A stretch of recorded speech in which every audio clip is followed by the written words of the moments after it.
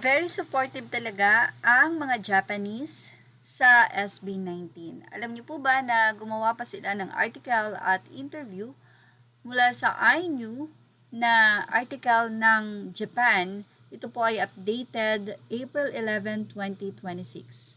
Of course, hindi man natin naiintindihan ang nasabi nga pong nasa article na to or interview, pero ayon sa mga fans ay napakaganda po daw ng interview sa Mahalima at syempre ang mga exciting part ng kanilang journey.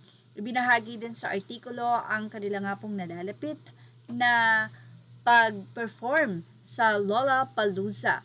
At syempre, ibinahagi din dito ang mga achievement na nakamit ng SB19 bilang P-Pop Kings. Congratulations sa SB19. Samantala, kinatuwaan naman ng mga kapwa 18 ang naging post na ito ng isang fan. Mula kay Thea Sorpix, aniya, Direk Paolo Valenciano, pag pinag-ocean wave po kami ni Jess Cullen, blue po yung ilaw ng LSB nung Saudi 2 po kasi, white yung nakaset sa LSB namin.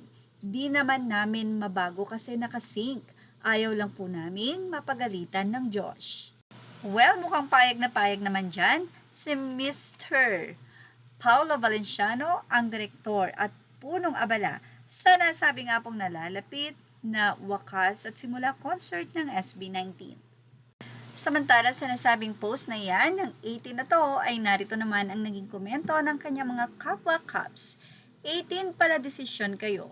Blue naman nung day 2 Sino ba naman di susunod sa utos ng Josh? Mahirap mapagalitan? Hahaha. Hahaha, natakot sa Josh? Hahaha. Huwag ka, marami pa yang iuutos sa'yo.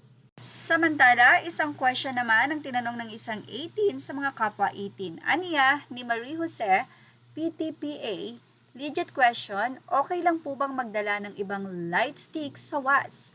Wala po akong LSB and di naaabot kung o-order ako. Ito lang LS na meron ako. Thanks po sa sasagot. So, say ng mga kapwa 18, opo, hindi po allergic ang 18 sa ibang LS. Of course, pwedeng-pwede lalo na isa ka palang blink. Anyway, ito po ay mula sa post ng isang 18, SB19 waivers update.